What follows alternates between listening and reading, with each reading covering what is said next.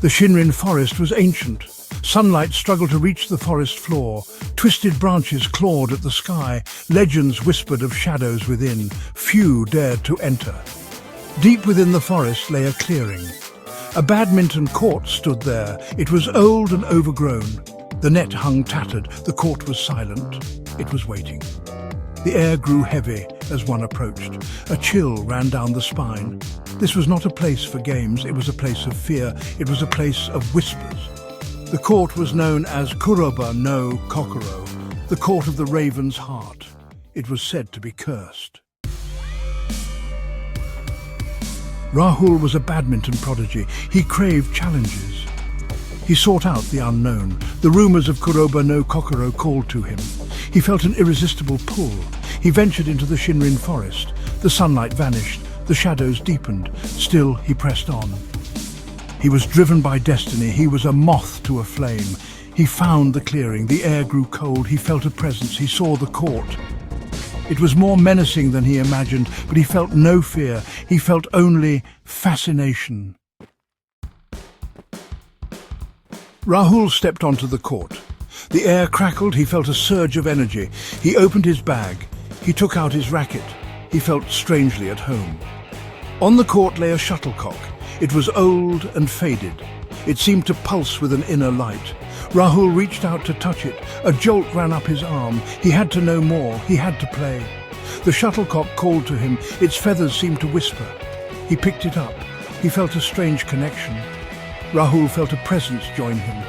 He was no longer alone. He looked across the net. A figure began to form.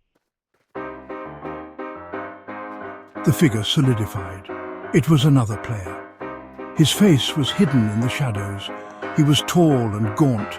He held a racket made of dark wood. The game began. The shuttlecock flew with impossible speed. It moved like a living thing. Rahul played with all his skill. He was outmatched. The figure moved with unnatural grace. It hit shots Rahul could not return, yet he felt no frustration. He felt only exhilaration. He was playing the game of his life. Point after point, the figure won. The shadows seemed to deepen. The air grew colder. But Rahul did not stop. He could not stop. He was trapped. Section 5. Descent into Madness. The game went on. Hours turned into days, days into nights. Rahul lost all track of time. He was consumed by the game. He was a prisoner of the court. His sanity started to fray. He saw things. He heard whispers. The forest around him twisted and turned. The court became his world. Still, he played on. He had to win. He had to defeat the figure. But the figure was a phantom. It was a reflection of his own obsession. It fed on his madness. Rahul's life outside the court faded away. His friends, his family, his dreams, all forgotten. There was only the court. There was only the game. There was only the endless pursuit of victory. Section 6. Maya and the Architect's Journal. Maya was a historian. She studied ancient legends. She came across a mention of Kuroba no Kokoro. She was intrigued. She was drawn to its mystery. She discovered a journal. It belonged to a man called the Architect. He had built the court centuries ago. He had poured his heart and soul into it. The Architect's journal revealed a tragic tale. He had been a badminton player. He craved recognition. He made a deal with a dark entity. He asked for the power to be the greatest player alive. The entity agreed, but at a price. The Architect became unbeatable. He was feared by all. But his victories rang hollow. His soul was forfeit. He had become a prisoner of his own creation. He was trapped within the court. Section 7. The Lineage. Maya delved deeper into the journal. She discovered a shocking truth. She was a descendant of the Architect. The curse was in her blood. She was the only one who could break it. The journal contained a ritual. Maya could perform it on the court. She could free the Architect's soul. She could break the curse. But it was a dangerous undertaking. It could cost Maya her life. Maya didn't hesitate. She felt a responsibility. She had to set things right.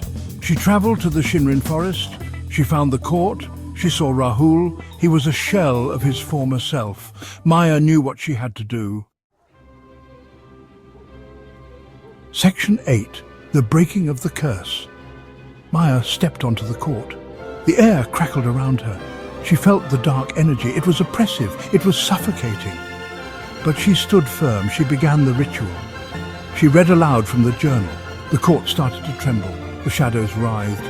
The figure across the net turned towards her. Its eyes glowed with a malevolent light. The figure lunged at Maya. It wanted to stop her, but Maya was ready. She raised her hand. A surge of energy erupted from the journal. It bathed the court in a blinding light. The figure shrieked in agony. It dissolved into shadows. The court fell silent. The air cleared. The curse was broken. Section 9. A court redeemed. The court was transformed. The dark energy was gone. The air was light and free. The forest around them seemed to breathe again. Kuroba no Kokoro was no longer a place of fear. Rahul collapsed. He was weak and exhausted, but he was free. He looked at Maya with gratitude. She had saved him. Maya smiled. She had done what she had to do. She had broken the curse. She had freed the souls trapped within the court. She had redeemed her ancestor.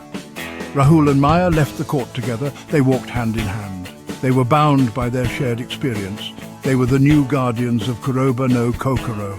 They would ensure that no one else fell prey to its darkness. They would make sure that the court remained a place of hope, a place of healing, a place where the game of badminton could be played without fear.